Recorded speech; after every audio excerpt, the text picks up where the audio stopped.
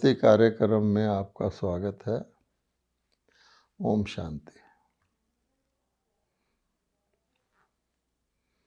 आज हम इस बात पर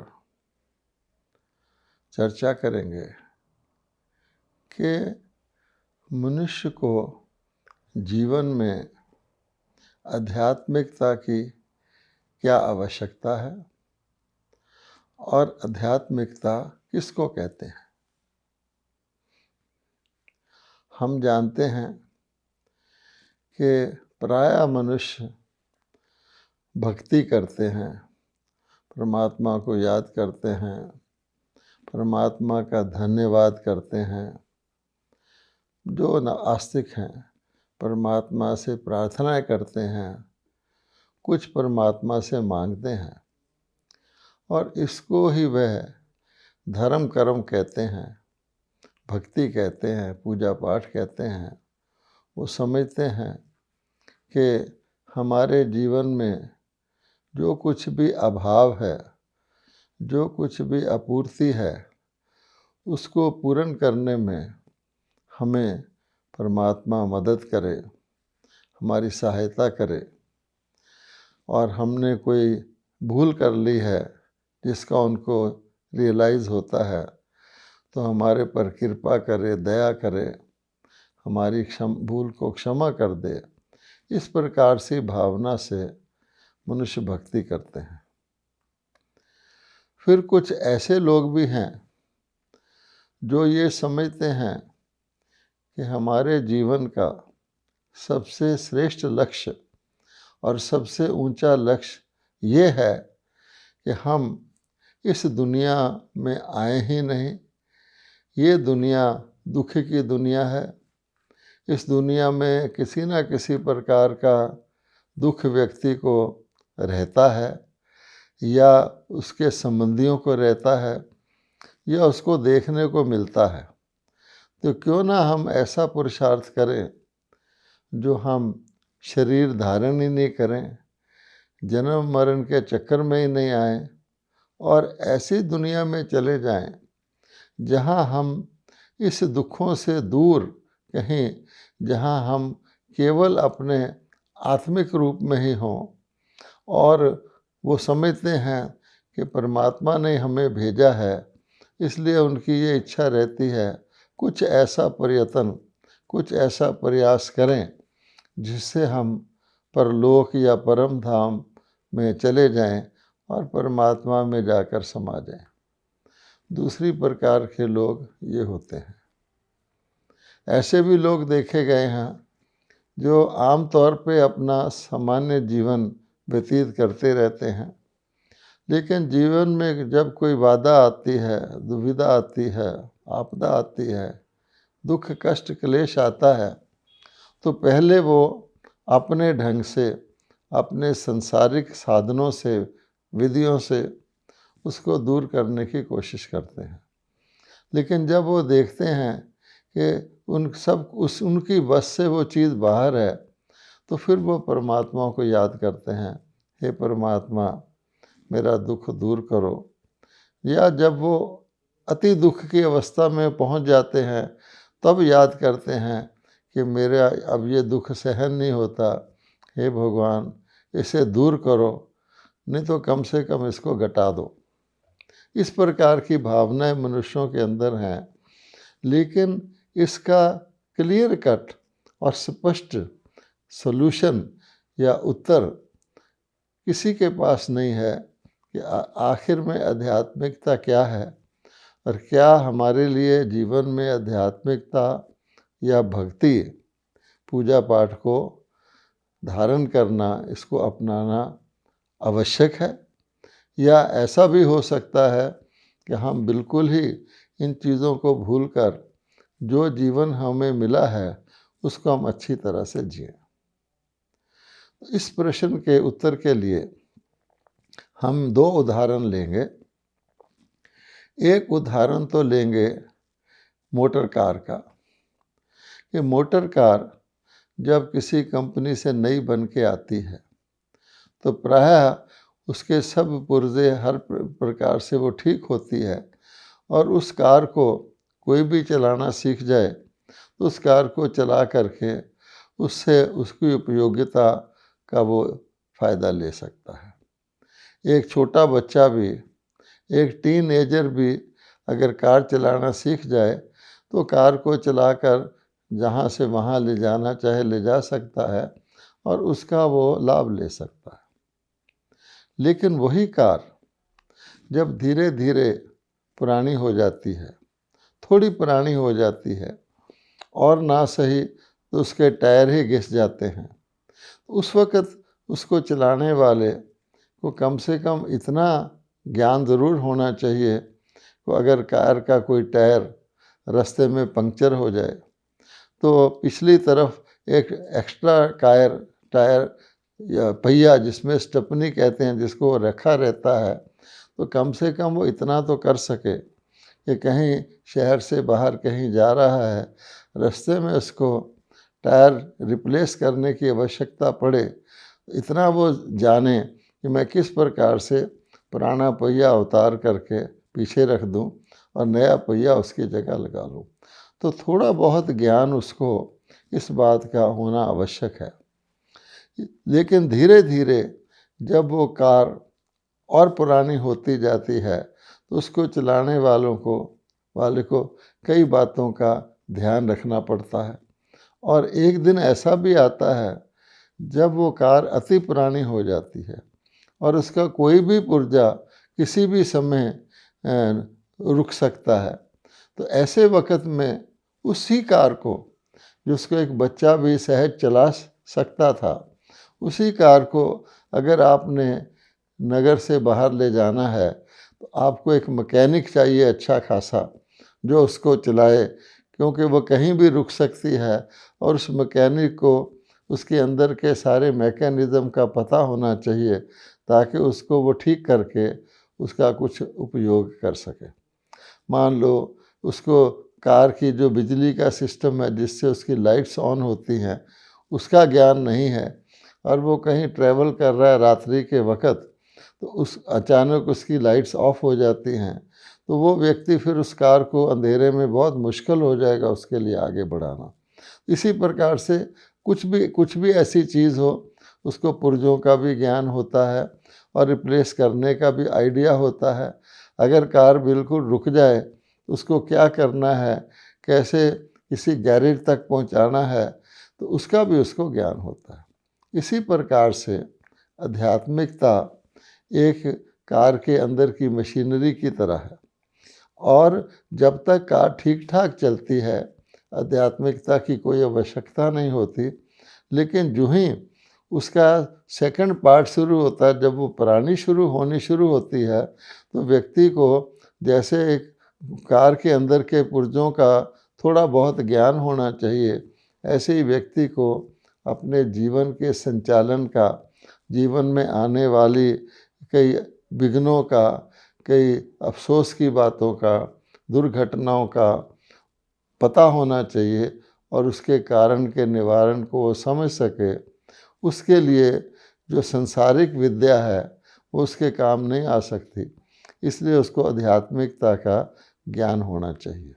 तो इस प्रकार से अगर हम देखते हैं तो हमको समझ में आता है कि आध्यात्मिकता की आवश्यकता तब पड़ती है जब जीवन की यात्रा में कुछ ना कुछ विघ्न, कुछ ना कुछ रुकावट आना शुरू होता है। और ऐसा जीवन भी होता है एक व्यक्ति का नहीं बल्कि पूरे के पूरे समाज का, पूरे के पूरे युग का, जहाँ पर आध्यात्मिकता की ना आवश्यकता होती है और ना आध्यात्मिकता रहती है।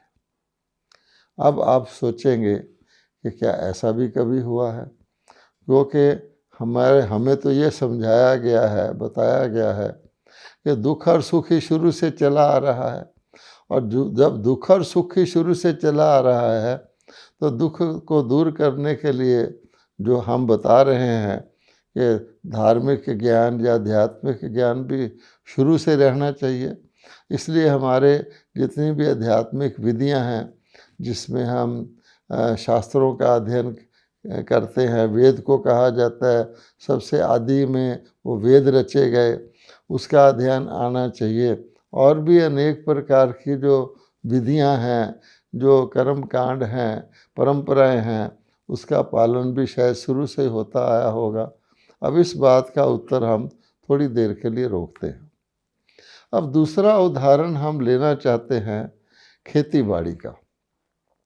अब खेती बाड़ी में एक किसान होता है, तो किसान को ये पता रहता है कि उसके खेत में, उसी खेत में मौसम होते हैं, किस मौसम में कौन सी फसल उगती है, और किसान को ये पक्का पता होता है, और कौन सी फसल जो पक के तैयार हो जाती है उसको काटना होता है। कम से कम इस बेसिक नॉलेज के आधार पर ही किसान जानता है कि अब उस फसल के उगाने का समय आ गया है, इसलिए वो उसका बीज पहले से लाकर रखता है, उसके लिए ज़मीन तैयार करता है, और उसमें वो बीज बोता है और ध्यान रखता है उसका कि उसको धूप पानी आदि सब मिले, ताकि वो बीज थोड़े से पौधे में उग जाए। और फिर वो धीरे धीरे जानता है कि ये पौधा कितने समय में बढ़कर पक कर तैयार होता है, जिसमें उसका जो दाना है वो निकलता है और पकता है। और किसान ये भी जानता है कि जब एक फसल का सीज़न पूरा हो जाता है तो फसल वो पक जाती है, उसके जो उसकी पौधा होता है वो भी पक जाता है, और उसके अंदर जो दाना होता है वो भी पक जाता है। अब उसको उस फसल को काटना होता है, उसके अंदर जो ग्रेन प्रोड्यूस होता है उसको उपयोग में लाना होता है। ये सारा प्रोसेस किसान जानता है। इसी तरह से अब अगली फसल जो आनी है वो ये भी जानता है कि जो अभी कटी है वही दोबारा नहीं उसी समय उग सकती, उसका सीज़न ऑफ हो गया है, अब एक दूसरी फसल लगनी है, उसका भी उसी प्रोसेस से वो तैयारी करता है। तो जो व्यक्ति सिर्फ दाने को लेना ही जानता है, खरीदना ही जानता है, उपयोग करना जानता है, उसको इस सारे प्रोसेस का पता नहीं होता है। इसी प्रकार से जीवन के अंदर व्यक्ति ने शरीर में जन्म ले लिया, बच्चा बन गया, उसके बाद उसकी मृत्यु के अंत तक जीवन को कैसे चलाना है, ये इसका ज्ञान व्यक्ति को होने की आवश्यकता नहीं है। लेकिन अगर वो किसी प्रकार की ये जानकारी चाहता है कि आखिर कोई व्यक्ति अमीर के घर कैसे जन्म लेता है, स्वस्थ जन्म कैसे लेता है, उसकी वातावरण कैसा होता है, उसका आधार क्या है, दो व्यक्तियों को वो देखता है, एक फॉर्चूनेट है, वो गोल्डन स्पून इन माउथ से पैदा होता है, और एक को बहुत स्ट्रगल करना पड़ता है, उसके कारण को जानना चाहता है। तब वो व्यक्ति आध्यात्मिकता में जाता है, कर्मों की गति को समझने की कोशिश करता है, ताकि आगे के लिए कम से कम वो श्रेष्ठ कर्म करे, ताकि उसका फ्यूचर ब्राइट हो सके। ये सारी बात हम जानते हैं। तो इसमें भी आप देखेंगे कि बाकी हिस्सा जो है, जो धरती के ऊपर का है, उसका लोगों को ज्ञान होता है, लेकिन अगर उसने फसल उगाने और काटने का काम करना हो तो उसका काम किसान ही जानता है। और आज के ज़माने में तो साधारण किसान को भी और एडवांस्ड ज्ञान देने के लिए कि फसल को जल्दी कैसे उगाया जाए, जल्दी कैसे पकाया जाए, अधिक फसल उसी एरिया में, क्षेत्र में कैसे तैयार की जाए, इसके लिए बाकायदा तौर पर एग्रीकल्चरल यूनिवर्सिटीज़ खुली हुई हैं, जहाँ बड़े बड़े स्पेशलिस्ट अनेक प्रकार की विद्या सीखते हैं कि अगर पेड़ों का एक बगीचा है, उसके अंदर भी खाली ज़मीन में कैसे फसल उगाई जाए, अगर कहीं बारिश कम होती है वहाँ कौन सी उग सकती है, इसका एडवांस्ड नॉलेज लोग आजकल सीखते हैं, क्योंकि आज के दुनिया में आबादी बढ़ती जा रही है, और इसलिए व्यक्ति को खाद्य पदार्थों की अधिक आवश्यकता पड़ती जा रही है। तो पहले तो बिल्कुल कोई आवश्यकता ही नहीं थी, अच्छे से अच्छी ज़मीन में खेती की जाती थी, लेकिन अब फ्यूचर को देखते हुए ये समझा जा रहा है कि किसी भी इलाके में कुछ ना कुछ उग जाए, वो हमारी पॉपुलेशन के काम आएगा। तो ये इसकी भी प्रगति को हम जानते हैं। अब आते हैं अपनी दुनिया में। तो अपनी दुनिया में हम क्या देखते हैं? अगर आप हम स्मारकों के आधार पर किसी बात को जानने की कोशिश करें, तो आज हम भारत को ही ले लें, तो भारत के अंदर हमारे पूर्वजों के अनेक स्मारक देवी देवताओं के मंदिरों के रूप में पाए जाते हैं, जहाँ पर हम देखते हैं कि हमारे पूर्वज प्रमुख देवी देवताओं के मूर्तियाँ स्थापित हैं। और मूर्तियाँ केवल स्थापित नहीं हैं, बल्कि वो मूर्तियाँ एक बहुत भव्य आलीशान मंदिरों के अंदर रखी जाती हैं। और उन मंदिरों की सारा वातावरण बहुत बड़ा भव्य होता है, पवित्र होता है, शांतिपूर्ण होता है। फिर वो मूर्तियाँ केवल रखी नहीं जाती हैं, बल्कि उनको बाकायदा तौर पे वस्त्र पहनाए जाते हैं, आभूषणों से सुसज्जित किया जाता है, उनके ऊपर ताज डाला जाता है। और उसके बाद देखेंगे गौर से तो उनके सिर के पीछे एक लाइट का आभा मंडल भी बताया जाता है, यानी उनकी आत्मिक प्रकाष्ठा भी दिखाई जाती है। फिर हम देखते हैं पुजारी रखा जाता है जो खास उनका ध्यान रखता है। पुजारी को ही उस मूर्तियों के एरिया में जाने की परमिशन होती है और वो उनके नित्य प्रति वस्त्र चेंज करता है। पूरा पीरियड फिक्स किया जाता है उनको स्नान कराने का, उनके वस्त्र चेंज करने का, उनको भोजन कराने का, जिसको भोग लगाना कहते हैं, फिर उनको सुलाने का, इत्यादि इत्यादि।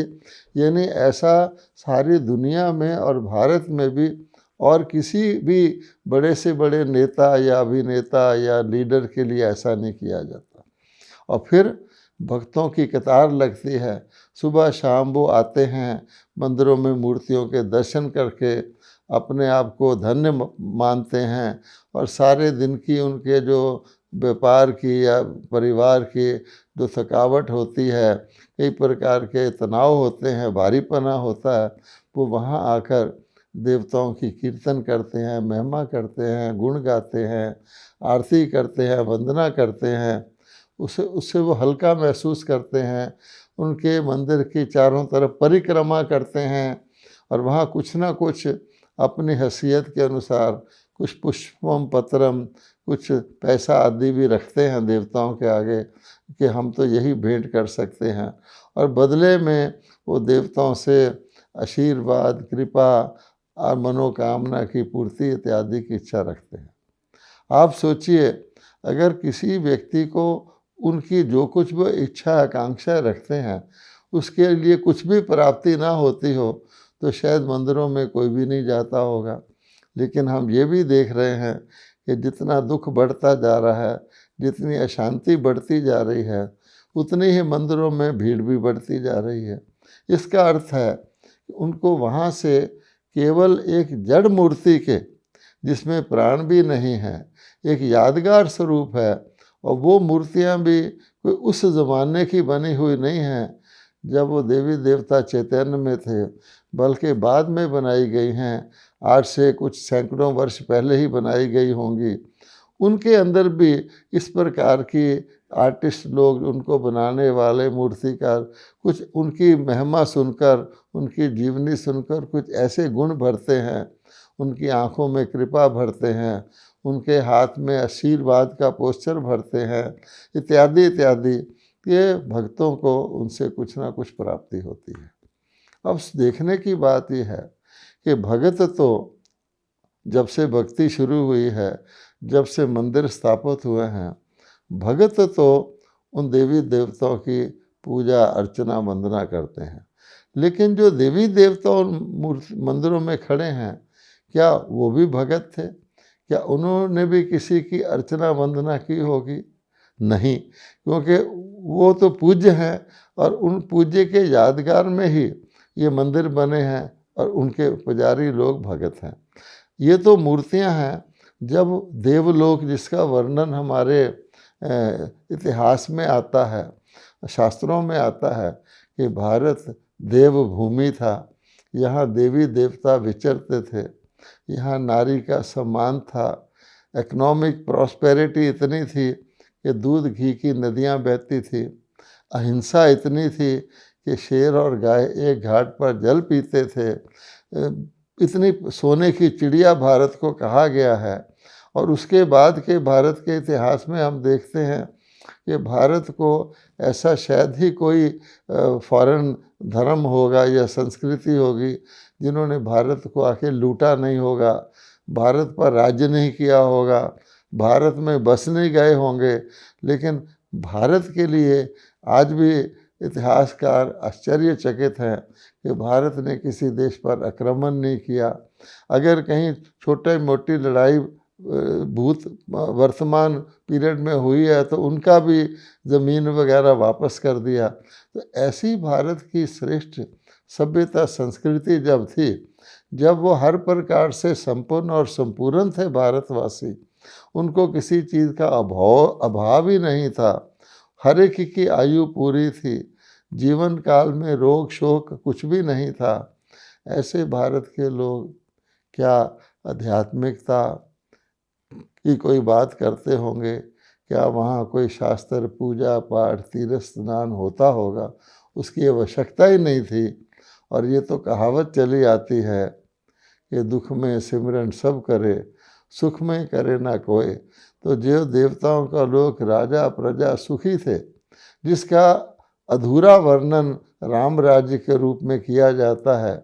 ये राम राज्य की कल्पना की जाती है कि जहाँ जथा राजा तथा प्रजा, राम राजा राम प्रजा राम शाहूकार है, जिए दाता बसे नगरी धर्म का उपकार है। ऐसी दुनिया में टोटली मटेरियलिस्टिक लाइफ यानी भौतिक जीवन देवी देवता व्यतीत करते थे। उनके युग में किसी प्रकार का मंदिर, कोई भगवान का नाम लेना, पूजा पाठ था ही नहीं। तो ये बात इस बात को स्पष्ट करती है कि जैसे नई कार और बिल्कुल टॉप पूरी परफेक्ट कंडीशन की कार को कोई भी चला सकता है और काफ़ी समय तक वो नई रहती है। मोटे रूप से कहें तो 1/4 पीरियड कार की जो लाइफ होती है उसका वो नई रहती है। हार्डली उसका बोनेट भी खोलना पड़ने की आवश्यकता नहीं होती। जैसे एक हेल्दी व्यक्ति है, उसको रोग नहीं आता है। आजकल की दुनिया में तो ऐसे हेल्दी व्यक्ति रहे नहीं। तो उस देवलोक में कंप्लीट मटेरियलिस्टिक लाइफ होती है। वहाँ भक्ति धर्म आध्यात्मिकता का नाम निशान नहीं होता। बीच में आकर के ऐसा समय आता है जब थोड़ी बहुत दुख शुरू होता है, जब यानी कार थोड़ी पुरानी शुरू होती है तो थोड़ी बहुत भक्ति पूजा इत्यादि शुरू होती है। लेकिन अंत में आकर के जैसे अब कलयुग का अंत है, ऐसा पीरियड आ जाता है कि जब के आध्यात्मिकता की अति आवश्यकता होती है। जैसे एक पुरानी कार की बात होती है जिसको चलाने के लिए व्यक्ति को उसका टोटल मैकेनिज़्म आना चाहिए। तो इस समय वर्तमान समय भक्ति नहीं, भक्ति में तो हम पुकारते रहे कि हे भगवान, प्रार्थना करते रहे हमें बुद्धि दो, हमें गाइड करो। क्योंकि असली आध्यात्मिकता यानी आत्मा क्या है, आत्मा की ओरिजिनल स्टेज क्या है, बीच की अवस्था क्या है, तमोगुनी अवस्था क्या है जो आज हो गई है, उसको फिर सतोगुनी में कैसे लाया जाए, ये ज्ञान ईश्वर जो परम पिता परमात्मा है, जो इस का रचेता है, आत्माओं का परम पिता भी कहलाता है, सतगुरु भी कहलाता है, परम शिक्षक भी कहलाता है, जो तीनों लोकों और तीनों कालों को जानता है, उसके पास ही वो ज्ञान रहता है। इसलिए अंत में आकर के कहा गया है कि परमात्मा ही इस पुरानी दुनिया को परिवर्तित करता है। आत्माएं जो पतित हो जाती है उसको पावन बनाता है। उनके अंदर जो कारण बनते हैं दुख और अशांति के, जिनको विकारों कहा गया, उनके ज्ञान देता है। फिर उन पर विजय प्राप्त कराने के लिए योग सिखाता है, अपने साथ मनमना भव करवाता है। ये सारी आध्यात्मिक विद्या का कुछ ना कुछ यादगार श्रीमद् भगवद गीता में है। और ख़ास बात यह है कि वो तो यादगार मात्र है, लेकिन वर्तमान समय वो समय पुनः आ गया है जबकि आध्यात्मिकता की अति आवश्यकता है। और आध्यात्मिकता को पूरा करने के लिए जैसे सूखे वृक्ष में बीज निकल आता है नए वृक्ष के लिए, परमात्मा पुनः अवतरित होकर के गीता का भगवान वही गीता ज्ञान प्रजापिता ब्रह्मा और ब्रह्मा के वत्सों, जिसको कहा गया ब्रह्मा की रची हुई प्रजा, दूसरे शब्दों में ब्रह्मा कुमार कुमारियों के द्वारा दे रहे हैं। और जो लोग उससे लाभ ले रहे हैं उनको समझ में आ रहा है कि आने वाली सतयुगी दुनिया में पुनः जब आत्माएं परफेक्ट हो जाएंगी, सर्वगुण संपन्न हो जाएंगी, फिर इस आध्यात्मिकता की आवश्यकता नहीं रहेगी। आध्यात्मिकता एक दवाई की तरह है, गीता ज्ञान भी एक दवाई की तरह है। ऐसा नहीं कि वो दवाई सदा काल के लिए खाने की आवश्यकता होती है। उस दवाई के प्रयोग के बाद जब पूरी बीमारी दूर हो जाती है तो बहुत काल तक व्यक्ति उस दवाई के बिना ही चलता है। ये सारी गहराई जानने के लिए आपको प्रजापिता ब्रह्मा कुमारी ईश्वरी विश्वविद्यालय के किसी भी निकटवर्ती केंद्र पर सादर निमंत्रण है, क्योंकि वहाँ आकर के आप आध्यात्मिकता का मुख्य जो बिंदु हैं उसको सीख करके इस कलयुगी दुनिया में भी अपने जीवन को न्यारा और प्यारा और दुखों से बहुत हद तक मुक्त बना सकते हैं। और जो दुख आ रहे हैं उनको दूर करने की विधि जो राजयोग है उसको भी सीख सकते हैं। ओम शांति।